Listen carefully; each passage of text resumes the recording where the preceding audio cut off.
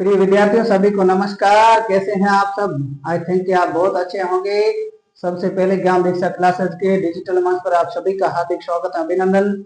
हम पढ़ रहे थे इंग्लिश ग्रामर और इंग्लिश ग्रामर के सिलसिले में प्रिय विद्यार्थियों इंग्लिश ग्रामर, ठीक है, इंग्लिश ग्रामर के सिलसिले में प्रिय विद्यार्थियों आगे बढ़ाते हुए हमने जो टॉपिक स्टार्ट किया था नया, वो टॉपिक था हमारा प्रीपोजिशन। क्या था प्रिय विद्यार्थियों? वह था प्रिय विद्यार्थियों प्रीपोजिशन, ठीक है। अब ध्यान दीजिए, प्रीपोजिशन के बारे में हमने बेसिक चर्चा की वो प्रिय विद्यार्थियों कर ली थी। बेसिक चर्चा में क्या क्या पढ़ा हमने? बेसिक चर्चा में पढ़ा कि प्रीपोजिशन क्या है, प्रीपोजिशन का अर्थ क्या होता है, ठीक है, उसकी डेफिनेशन पढ़ी, उसका जनरल इंट्रोडक्शन था वो प्रीपोजिशन का पढ़ लिया था कि प्रीपोजिशन हमेशा नाउन या प्रोनाउन के पहले आता है, ठीक है, और ये नाउन या प्रोनाउन से पहले जुड़ करके बाकी के साथ संबंध है वो बताने का प्रयास करता है प्रीपोजिशन, ठीक है ना। तो वो सारी चीजें हमने पढ़ ली थी प्रिय विद्यार्थियों। और अब हम आज की क्लास में पढ़ेंगे प्रिय विद्यार्थियों, वो पढ़ेंगे यूजेज ऑफ प्रीपोजिशन। क्या पढ़ेंगे प्रिय विद्यार्थियों? वो पढ़ेंगे यूजेज ऑफ प्रीपोजिशन, ठीक है। अब ध्यान दीजिए, कई बार ये होता है कि ये सिलेबस में नहीं है, ये सिलेबस में नहीं है, ऐसा होता है, ठीक है ना। तो जो हम पढ़ रहे हैं ये 6 से लेकर के कॉम्पिटिशन तक की ग्रामर पढ़ रहे हैं। ये सारी चीजें आपके आगे कॉम्पिटिशन में आएगी, चाहे कांस्टेबल का हो, चाहे वो एलडीसी का हो, चाहे वो आरएसआईएस का हो, चाहे वो ग्राम विकास अधिकारी का हो, चाहे पटवार का हो, चाहे 4th ग्रेड का हो। ये सभी जो एग्जाम होंगे उन सभी एग्जामों में आपके प्रीपोजिशन टॉपिक है, बहुत महत्वपूर्ण टॉपिक है। इस टॉपिक को बेहतरीन ढंग से आप पढ़ने का प्रयास करें। हम हर एक प्रीपोजिशन को बेहतरीन ढंग से, इसकी जितनी भी कंडीशन है, जितने भी सिचुएशन है, उन सभी को यहाँ पढ़ने का प्रयास करेंगे, ठीक है ना। हाँ, इसलिए इस क्लास को सबसे पहले ज्यादा से ज्यादा शेयर करें, क्लास को अंत तक देखा करें, वीडियो को लाइक करें और उन भाइयों तक पहुंचाएं जहां इसकी महती आवश्यकता है, ठीक है।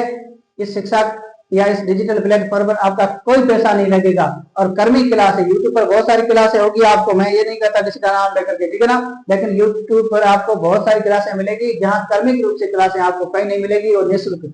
ये मैं जीवन भर आपको यहाँ निःशुल्क यूट्यूब पर सेवाएं दूंगा, ठीक है ना। तो आप आइए, इंग्लिश ग्रामर के अंदर यूजेज ऑफ प्रीपोजिशन का हम जिक्र करते हैं या पढ़ते हैं इसे, ठीक है ना। सबसे पहले प्रिय विद्यार्थियों हम पढ़ेंगे, हेडिंग डालो ऑन, ठीक है। ऑन का मतलब है के ऊपर के अर्थ में, के ऊपर के अर्थ में, ठीक है। के ऊपर के अर्थ में मतलब हुआ कि ये जो ऑन प्रीपोजिशन है इसका मतलब होता है के ऊपर, और के ऊपर का मतलब होता है स्थिर। किसी भी सतह पर, किसी भी सरफेस पर यदि कोई चीज स्थिर है, स्थिर पड़ी हुई है, रखी हुई है, ठीक है, तो उसका उल्लेख करने के लिए हमेशा ऑन प्रीपोजिशन का उपयोग होगा, ठीक है। यदि इस स्थिर की जगह हलचल हो जाए या गति हो जाए तो यहाँ अपॉन या ऑन टू आएगा प्रीपोजिशन, उसका आगे हम जिक्र करेंगे, ठीक है। फिलहाल हम लेते हैं ऑन, और ऑन प्रीपोजिशन को पढ़ने के लिए हम सबसे पहले लिखेंगे ऑन का मतलब होता है कि ऊपर के अर्थ में और स्थिरता के भाव में, ठीक है, स्थिरता के भाव में। यानी कोई भी वस्तु किसी सरफेस या किसी सतह या किसी धरातल पर पड़ी हुई है, स्थिर है, तो उसको उल्लेखित करने के लिए या उसका उल्लेख करने के लिए हमेशा ऑन प्रीपोजिशन का प्रयोग होगा, ठीक है। हाँ, के ऊपर के अर्थ में, स्थिरता के भाव में, ठीक है। एक लाइन लिखेंगे, धरातल, धरातल या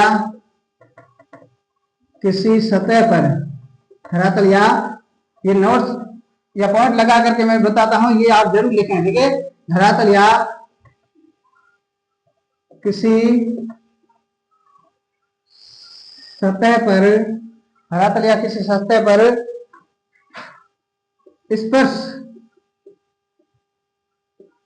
वस्तुओं का उल्लेख करने के लिए, ठीक है। धरातल या किसी सतह पर स्पर्श वस्तुओं का उल्लेख करने के लिए हमेशा ऑन प्रीपोजिशन का प्रयोग होगा। ध्यान दीजिए प्रिय विद्यार्थियों, कैसे? जैसे उदाहरण के तौर पर एज एग्जाम्पल प्रिय विद्यार्थी हम देखते हैं, ठीक है। एग्जाम्पल क्या है कि this is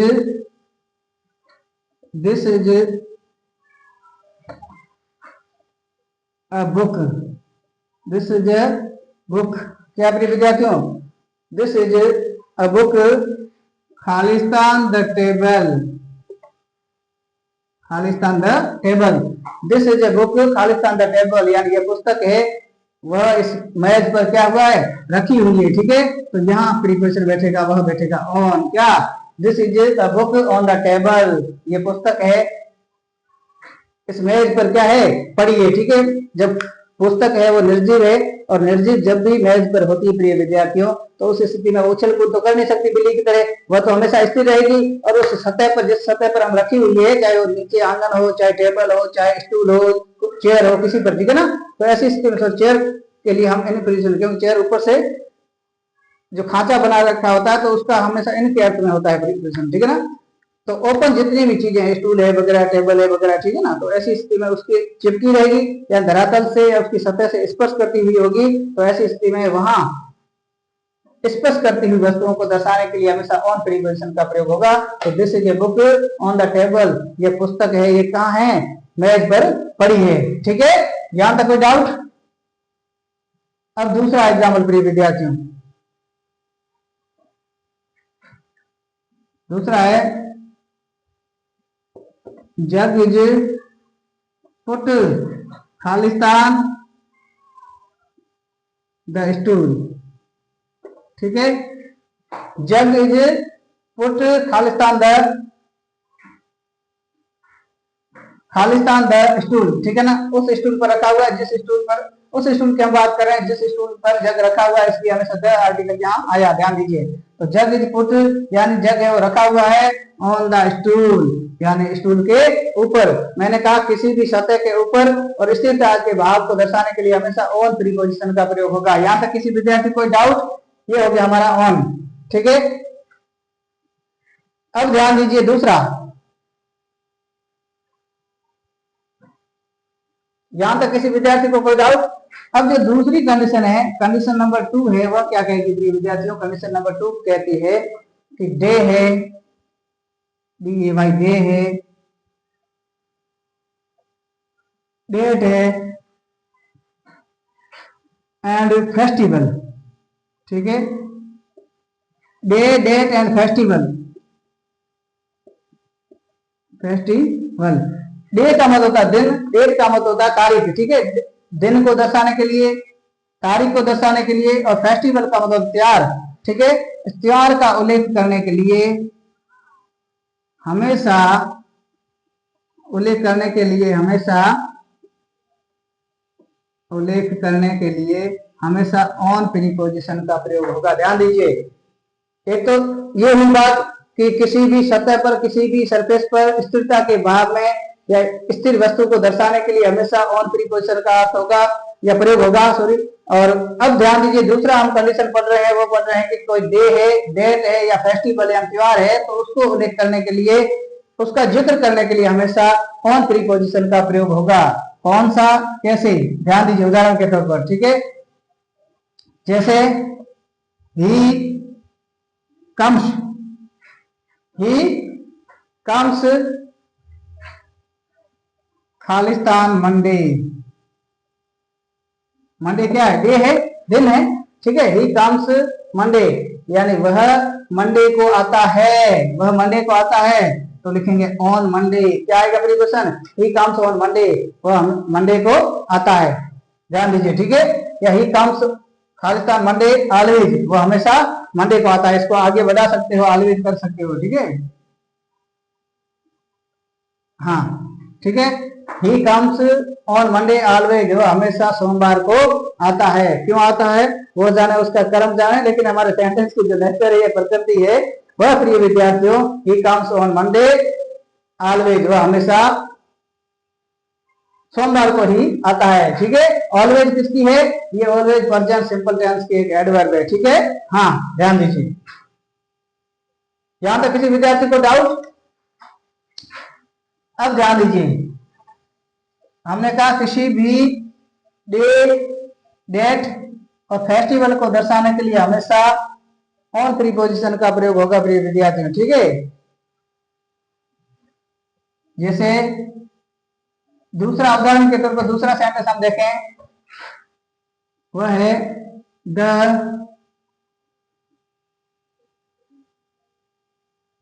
Republic comes, the republic या the republic day, the republic day comes, यानी गणतंत्र दिवस आता है खालिस्तान 26 जनवरी, ठीक है। यानी जो गणतंत्र दिवस है वह हमेशा 26 जनवरी के दिन ही आता है, ठीक है। तो आएगा on, the republic day comes on 26 जनवरी, क्या है 26 जनवरी, यानी गणतंत्र दिवस है वो हमेशा प्रिय विद्यार्थी कब आता है, 26 जनवरी को आता है या 26 जनवरी को मनाया जाता है, ठीक है। यहां तक किसी विद्यार्थी को दिक्कत, जनवरी है JANUARY, ठीक है ना। हाँ, स्पेलिंग की कहीं गड़बड़ हो तो मुझे आप जरूर पूछ लेना, हो सकता है कभी कभार गड़बड़ हो तो हम सुधार भी कर लेंगे, कोई दिक्कत नहीं, मगर चांस कम रखेंगे, ठीक है ना। हाँ, गड़बड़ का। तो the republic day comes Khalistan 26 जनवरी, तो यहाँ प्रीपोजिशन आया ऑन। हमने कहा डे, डेट एंड फेस्टिवल को दर्शाने के लिए, ये एक तौर पर देखा जाए तो गणतंत्र दिवस क्या है, फेस्टिवल है, लेकिन 26 जनवरी है तो इसलिए डेट को दर्शाने के लिए हमेशा ऑन प्रीपोजिशन का प्रयोग होता है। यहां तक किसी विद्यार्थी को कोई डाउट प्रिय विद्यार्थियों नहीं है? हाँ, अब हम आगे बढ़ते हैं प्रिय विद्यार्थी। ये हो गई डे, डेट एंड फेस्टिवल को दर्शाने के लिए हमेशा ऑन प्रीपोजिशन का यूज होगा। ये आपको याद रखना होगा, आपके सेंटेंस में पर्सन दे रखा होगा, उसके साथ में रिक्त स्थान दे रखा होगा या रिक्त स्थान करके नीचे ऑप्शन दे रखे होंगे ऑब्जेक्टिव कंपटीशन में, ठीक है। आपका थ्योरेटिकल होगा तो थ्योरेटिकल में ऑब्जेक्शन नहीं दे रखा होगा, ऐसे प्रीपोजिशन अब शायद अभी पूछ सकता है, उसके साथ साथ में रिक्त स्थान वाले पर्सन भी पूछ सकता है, ठीक है ना। हाँ, सीधा डायरेक्ट, यानी ऑब्जेक्टिव ना दे करके। तो ये हो गया।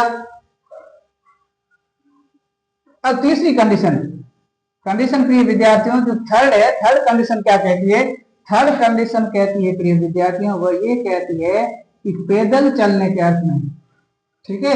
क्या प्रिय विद्यार्थियों, पैदल चलने के अर्थ में, पैदल चलने के अर्थ में हमेशा ऑन प्रीपोजिशन का यूज होगा, ठीक है। यानी पैदल चलने के अर्थ में हमेशा ऑन प्रीपोजिशन का प्रयोग होगा। कैसे पैदल चलने के अर्थ में, जैसे ही वॉकिंग ऑन फुट, वह पैदल चल रहा था, ठीक है। जैसे ही वाज, जैसे ही वाज प्रिय विद्यार्थियों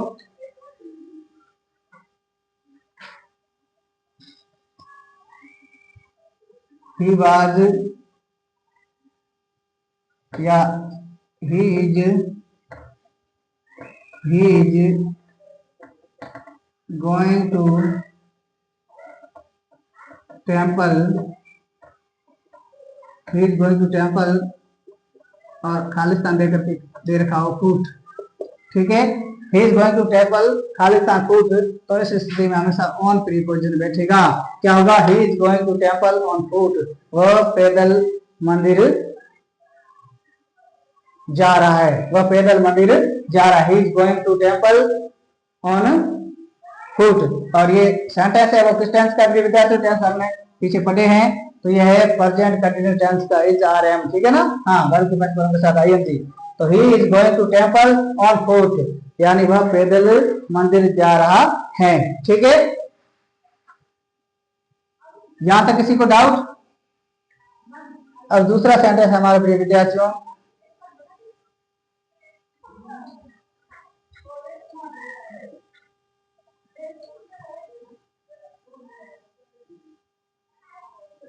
they go to school, they go to school on foot. ठीक है, they go to school on foot, ध्यान दीजिए। तो they go to school on foot का मतलब है वे पैदल विद्यालय जाते हैं, वे पैदल विद्यालय जाते हैं। दे सब्जेक्ट हमारा प्लूरल, उसके साथ वर्ब की first form I, S S नहीं लगा क्योंकि सब्जेक्ट हमारा प्लूरल है। ठीक है, इसलिए हम पढ़ते हैं सिंपल टेंस का सिंपल सेंटेंस, ध्यान रखना। They go to school on foot.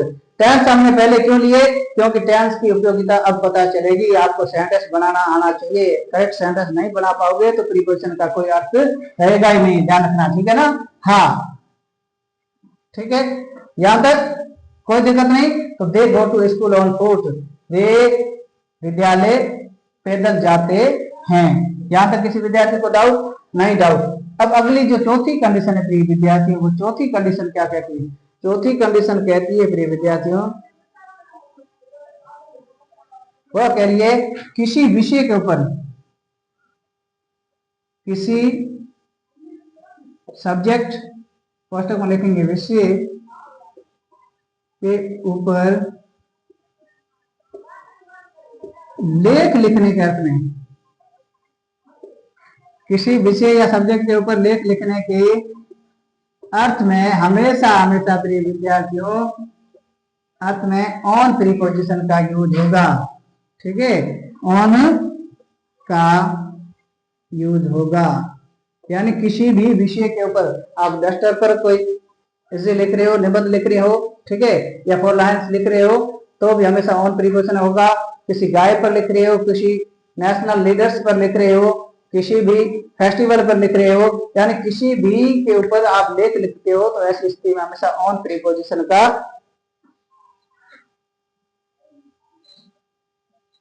प्रयोग होगा। ठीक है, लेख या भाषण एक ही बात है। ठीक है ना, हाँ लेख कहो या भाषण कहो एक ही बात है। ठीक है, कई कई बार ये लिखा हुआ होता है तो आप कंफ्यूज हो नहीं, कंफ्यूज की कोई जरूरत नहीं। ठीक है, अब ध्यान दीजिए, किसी भी विषय पर लेख या भाषण लिखने का अर्थ हमेशा ऑन प्रीपोजिशन का यूज होगा। कैसे? उदाहरण के तौर पर, ठीक है, जैसे ही वाज राइटिंग, ठीक है, he was writing a letter, he was writing a letter, यानी वह पत्र लिखता है किस पर? खालिस्तान, खालिस्तान डॉक्टर अंबेडकर। ठीक है, अंबेडकर, ठीक है, हाँ he was writing a letter Khalistan doctor Ambedkar, इसका मतलब यहाँ प्रीपोजिशन क्या आएगा? On. He was writing a letter on on on the doctor Ambedkar. ठीक है ना, हाँ ध्यान दीजिए, यहाँ पर बीच में द आर्टिकल लगा, क्यों? क्योंकि स्पेशल है, विशेष लेख लिख रहे हैं ऑन द डॉक्टर अंबेडकर। ठीक है, यहाँ जरूर नहीं है, कुछ भी लिख सकते हो। स्वामी विवेकानंद पर भी कोई लेख लिखता है तो भी होना आएगा, महात्मा गांधी पर लिखता है तो भी आएगा, जवाहरलाल नेहरू पर लिखता है तो भी आएगा। हमने ये जो एग्जाम्पल के समझा, ही was writing a letter on the doctor Ambedkar, यानी वह डॉक्टर अंबेडकर पर क्या है? पत्र लिख रहा था। ठीक है ना, किस पर? डॉक्टर अंबेडकर पर एक पत्र या पत्र या लेटर लिख रहा था। ठीक है ना, हाँ लेख भी हो सकता है, पत्र भी हो सकता है, यानी किसी भी चीज, किसी भी तरह का कोई डिस्क्रिप्शन किसी के बारे में लिखते हो तो उसे दर्शाने के लिए या उसका उल्लेख करने के लिए हमेशा ऑन आर्टिकल का यूज होगा, सॉरी ऑन प्रीपोजिशन का यूज होगा। किसका? On preposition. हम क्या पढ़ रहे हैं? प्रीपोजिशन। यहां तक किसी को डाउट प्रिय विद्यार्थियों?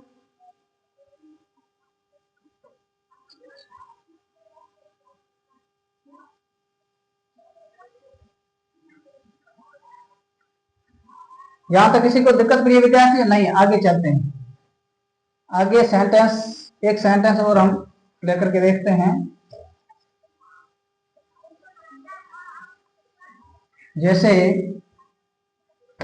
जैसे प्रिय विद्यार्थियों, श्याम इज श्याम इज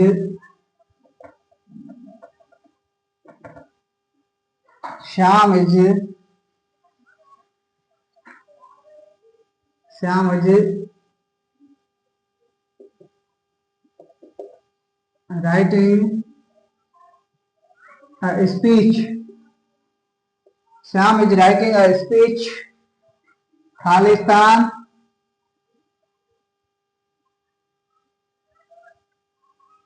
महात्मा गांधी। ठीक है, यानी सेंटेंस हमारा Shyam is writing a speech, यानी श्याम है वह भाषण लिख रहा है। खालिस्तान द महात्मा गांधी आएगा, क्या आएगा प्रिय विद्यार्थी, द, क्योंकि स्पेशल है। ठीक है, द, हाँ, महात्मा गांधी। ठीक है, तो यहाँ प्रीपोजिशन आएगा, वो आएगा on. Shyam is writing a speech on the Mahatma Gandhi, वह महात्मा गांधी के ऊपर क्या लिख रहा है प्रिय विद्यार्थियों, भाषण लिख रहा है। क्या लिख रहा है, भाषण लिख रहा है। हो सकता है कुछ नेशनल फेस्टिवल हो या एनुअल फंक्शन हो, आ रहा है नदी, इसलिए वह तैयारी कर रहा है। तो Shyam is writing a speech on the Mahatma Gandhi. जहां तक किसी विद्यार्थी को कोई डाउट, तो ये होगी 4 रूल्स, है ना। ऑन के कितने हो गए, 4 हो गए। ये सारे 4 अर्थ आपको ध्यान में होना चाहिए, परीक्षा में आएंगे ऐसे सेंटेंस, और रिक्त स्थान देकर के कहा जाएगा कि पुट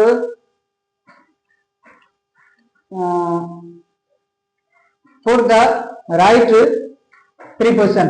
ठीक है, हाँ, put the right preposition. Sorry, अब ध्यान दीजिए, यहां तक कोई दिक्कत। अब आगे आगे प्रिय विद्यार्थियों, अगला क्या है, अगला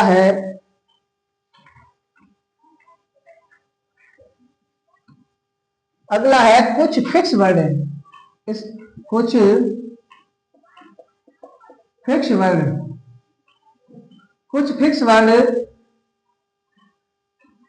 जिनके साथ हमेशा ऑन प्रीपोजिशन या ऑन का यूज होगा। यानी प्रकृति में कुछ ऐसे फिक्स वर्ड है, यानी जिसको परमानेंट वर्ड है, जिसको कोई हिला नहीं सकता। यदि वो वर्ड सेंटेंस में आते हैं और उसके बाद में प्रीपोजिशन का कहा जाए, ठीक है, put up the preposition, correct preposition, तो ऐसी स्थिति में हमेशा ऑन प्रीपोजिशन का यूज होगा। कौन सा, जैसे कहीं भी प्रिय विद्यार्थियों, कहीं भी डिपेंड वर्ब आए, डिपेंड का मतलब होता है निर्भर रहना, तो इसके साथ हमेशा ऑन प्रीपोजिशन का यूज होगा। ध्यान दीजिए, ठीक है, डिपेंड शब्द आ जाए और डिपेंड के बाद में प्रीपोजिशन कहा जाए, तो डिपेंड के साथ हमेशा ऑन प्रीपोजिशन होगा। ध्यान दीजिए, कोई भी वर्ब, ठीक है, वर्ब हो और वर्ब के साथ में यदि कोई प्रीपोजिशन हो, ठीक है, कोई वर्ब आ जाए और वर्ब के साथ में आपको प्रीपोजिशन दे रखा हो, तो इन दोनों को मिला करके हम बोलते हैं प्रिय विद्यार्थी, वो बोलते हैं फ्रेजल वर्ब। क्या बोलते हैं, फ्रेजल वर्ब्स। ठीक है, फ्रेजल वर्ब्स बोलते हैं, जिसका मतलब होता है जारी रहना। ठीक है, उस काम का जारी रहना, जैसे गोइंग, ठीक है, इसके साथ में ऑन आ जाए तो गोइंग ऑन का मतलब जारी, जाना जारी है। ठीक है ना, अभी चल रहे हैं। हाँ, तो किसी भी वर्ब के साथ में यदि प्रीपोजिशन बैठता है तो उस इट मींस उसको कॉमनली हम क्या बोलेंगे, फ्रेजल वर्ब बोलेंगे। ध्यान दीजिए, ठीक है ना। हाँ, दूसरा जो वर्ब है वह है इनसाइड। क्या है, यदि सेंटेंस में कहीं इनसाइड दिखाई दे तो इनसाइड के साथ प्रीपोजिशन कहा जाए तो हमेशा ऑन प्रीपोजिशन का प्रयोग होगा प्रिय विद्यार्थियों। ठीक है, किसी भी सब्जेक्ट पर, किसी भी टॉपिक पर आज कमेंट का दौर है, टिप्पणियां करते हैं लोग, फेसबुक, इंस्टा वगैरह हर जगह, है ना। किसी की पोस्ट देगी तो आकर के टपक के कमेंट कर दिया, तो कमेंट करने के अर्थ में कमेंट के साथ में भी हमेशा ऑन प्रीपोजिशन का प्रयोग होगा। वह टिप्पणी करता है, किसी निबंध पर भी कर सकता है, किसी की पोस्ट पर भी कर सकता है, कहीं भी कर सकता है, तो कमेंट के साथ साथ में हमेशा ऑन प्रीपोजिशन का प्रयोग होगा। इस डिपेंड का मतलब होता है प्रिय विद्यार्थियों निर्भर रहना। क्या होता है, निर्भर रहना। इस इनसाइड का मतलब होता है प्रिय विद्यार्थियों, वह होता है प्रिय विद्यार्थियों आग्रह करना। क्या, आग्रह करना। इनसाइड का मतलब क्या होता है, आग्रह करना। ठीक है, और कमेंट का मतलब होता है प्रिय विद्यार्थी, वो होता है टिप्पणी करना। क्या, टिप्पणी करना। जो सेंटेंस में शब्द दे रखे होंगे उसकी हिंदी आना जरूरी है, यदि हिंदी नहीं आई तो आप उसका प्रीपोजिशन करेक्ट है वो भर ही नहीं सकोगे। जो सेंटेंस है, सेंटेंस के अंदर क्या दे रखा है, उस हर एक वर्ड का अर्थ आपको आना चाहिए। और ये कब कैसे संभव होगा प्रिय विद्यार्थियों? ये संभव होगा आपके वोकैबुलरी से, वर्ड से, टेंसेस से, यानी हर एक ग्रामेटिकल स्टेप हम पढ़ते आए हैं वो सभी आप याद रखोगे या पढ़ोगे तो जाकर के नैया पार लगेगी। ठीक है, अब अगला है प्रिय विद्यार्थियों, अगला है डिसाइड। अगला क्या वर्ड है प्रिय विद्यार्थियों? वह है डिसाइड। डिसाइड के साथ हमेशा ऑन प्रीपोजिशन का यूज होगा। डिसाइड का मतलब होता है निर्णय करना। क्या करना? निर्णय करना या निश्चय करना। ठीक है ना? हाँ, निर्णय करना या निश्चय करना एक ही बात है।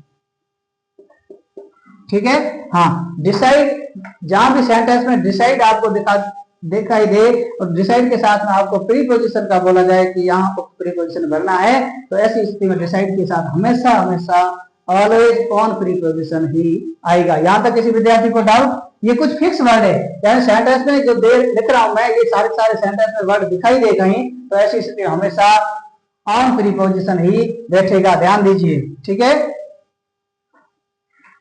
दूसरा है रीसोल्व। क्या है? रीसोल्व। जहां भी वर्ड आए विद्यार्थी, रीसोल्व के साथ हमेशा ऑन प्रीपोजिशन का प्रयोग होगा। और रीसोल्व का मतलब होता है समाधान करना। क्या? कोई समस्या है उसका सॉल्यूशन करना या रीसोल्व करना, पुनः समाधान करना। ठीक है ना? हाँ, रीसोल्व का मतलब होता है समाधान करना या पुनः समाधान, पुनः समाधान करना एक ही बात है। ठीक है ना? हाँ, रीसॉल्व का मतलब होता है समाधान करना या पुनः समाधान करना। रीसॉल्व के साथ हमेशा ऑन प्रीपोजिशन का यूज होगा। दूसरा है फीड। जहां भी फीड वर्ब आए तो फीड के साथ भी हमेशा ऑन प्रीपोजिशन का यूज होगा। और इसका मतलब होता है, फीड का मतलब होता है खाना। ये कौन सा खाना है? ये भोजन वाला खाना है। ठीक है, हाँ, फीड वर्ब नहीं है, ये भोजन वाला खाना है, ध्यान दीजिए। फीड के साथ हमेशा ऑन प्रीपोजिशन का यूज होगा।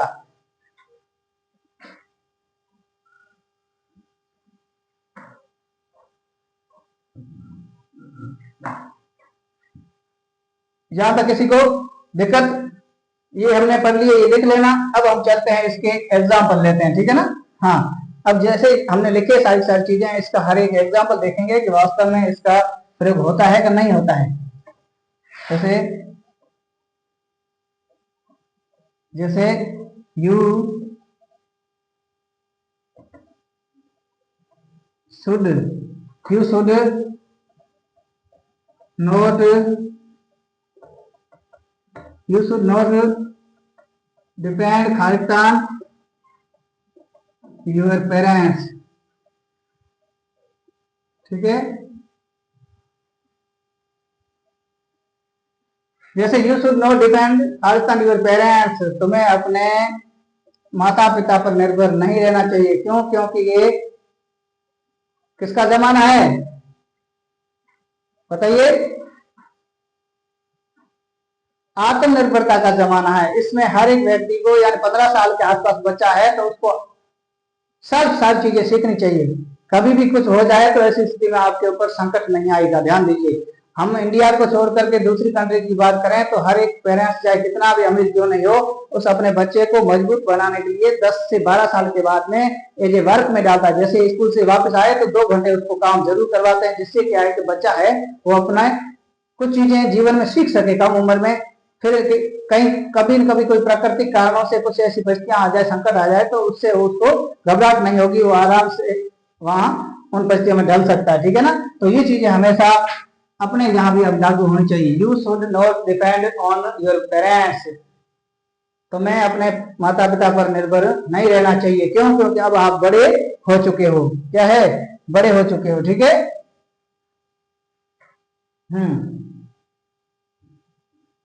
अब दूसरा सेंटेंस प्रिय विद्यार्थी हमारा है, वह है ही इनसिटेड खालिस्तान में। दूसरा सेंटेंस है प्रिय विद्यार्थियों, वह है ही इज इनसाइड खालिस्तान में। ऐसी स्थिति में हमेशा ऑन प्रीपोजिशन का यूज होगा प्रिय विद्यार्थियों। ठीक है, इंसाइट का मतलब होता है आग्रह करना, यानी he is insight on me, वह मुझसे आग्रह कर रहा है। क्या आग्रह कर रहा है? कुछ कॉफी मांग रहा होगा, कहीं चलने को कह रहा होगा, कहीं खाने को कह रहा होगा, कुछ भी कर सकता है, लेकिन वो आग्रह कर रहा है। आग्रह का मतलब विनम्र रिक्वेस्ट कर रहा है। ठीक है ना? हाँ, नम्रता पूर्वक रिक्वेस्ट कर रहा है। ठीक है, ये हो गया। दूसरा अगला सेंटेंस है, वह है प्रिय विद्यार्थियों,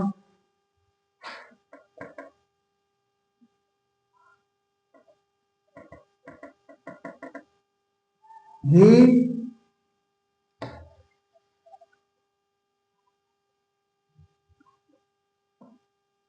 दूसरा प्रिय विद्यार्थियों वह है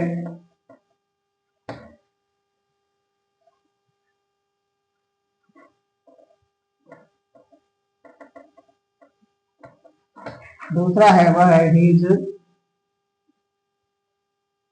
कमेंट। ठीक है, ऑन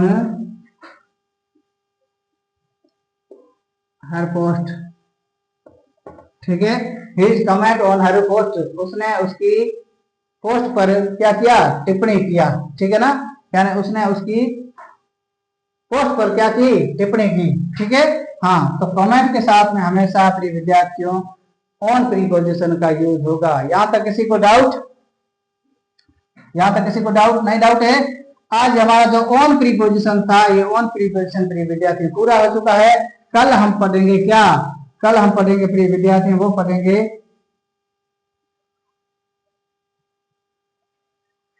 अगला हमारा जो है वो नेक्स्ट प्रीपोजिशन वो होगा इन या ऑन टू या अपॉन। ठीक है, कुछ भी प्रीपोजिशन पढ़ सकते हैं, लेकिन इसमें कुछ एक और कंडीशन बनती है। वो कंडीशन आप देखिए क्या है। जैसे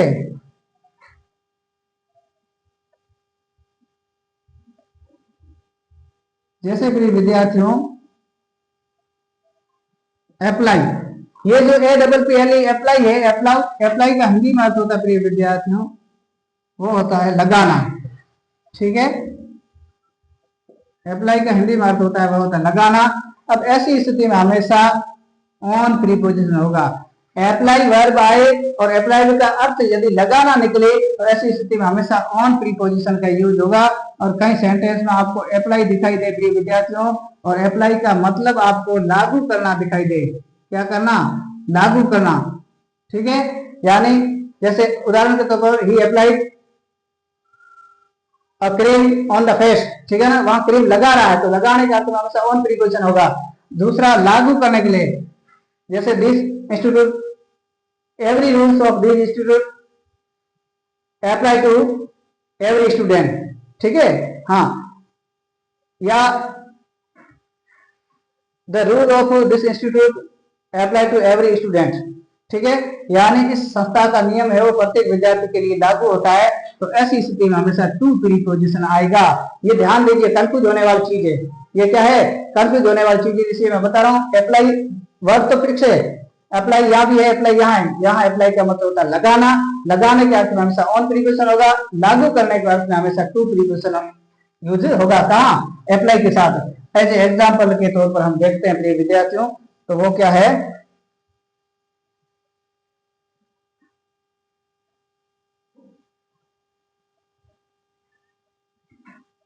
जैसे उदाहरण के तौर पर it is winter season. Sentence क्या है? It is a winter season, यानी ये शरद ऋतु है, सो इसलिए you you should be apply, यानी it is a winter season, ये शरद ऋतु है, सो इसलिए you should be apply apply cream on your face. ठीक है, यानी ये जो है ये क्या है प्रिय विद्यार्थियों? विंटर सीजन है। ठीक है ना? हाँ, यू शुड बी क्रीम ऐसे भी लिख सकते हैं, you should be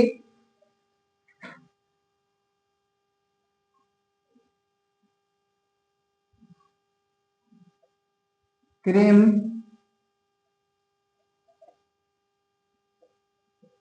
applied on your face या बॉडी, फेस की जगह बॉडी, ठीक है। यानी it is a winter season, ये सर्द ऋतु है, इसलिए you should be cream applied on your face, यानी अपने चेहरे पर क्या लगानी चाहिए, क्रीम लगानी चाहिए, या अपनी बॉडी पर क्रीम लगानी चाहिए या वैसलीन लगानी चाहिए। क्यों? क्योंकि सर्द ऋतु है, सर्द ऋतु में यदि वैसलीन या क्रीम नहीं लगाओगे तो चमड़ी है वह फट सकती है, ठीक है, या ड्राई होगी। तो ऐसी स्थिति में हमेशा अप्लाई के साथ ऑन प्रीपोजिशन होगा।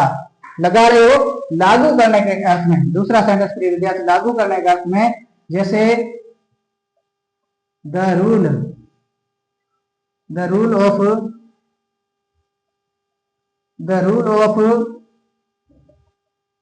दिस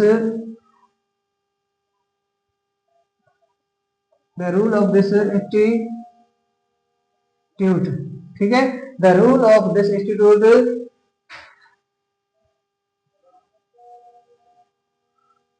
अप्लाई, ठीक है, to every student,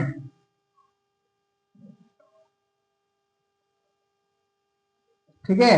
the rule of this institute apply to every student, यानी इस संस्था के जितने रूल्स है विद्यार्थियों, वह रूल्स हर एक विद्यार्थी के लिए लागू है। The rules of this institute is apply to every student, ठीक है ना। हाँ, यहाँ जाएगा the rules of this institute is apply to every students, यानी इस संस्था के जो नियम है वह प्रत्येक विद्यार्थी के लिए लागू है। ऐसा नहीं आधे विद्यार्थी पर लागू हो आधे पर लागू नहीं हो।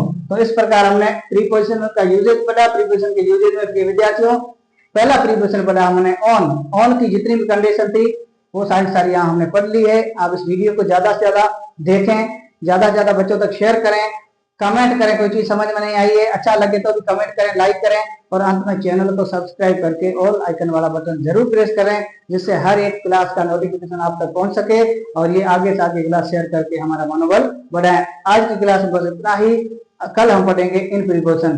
धन्यवाद।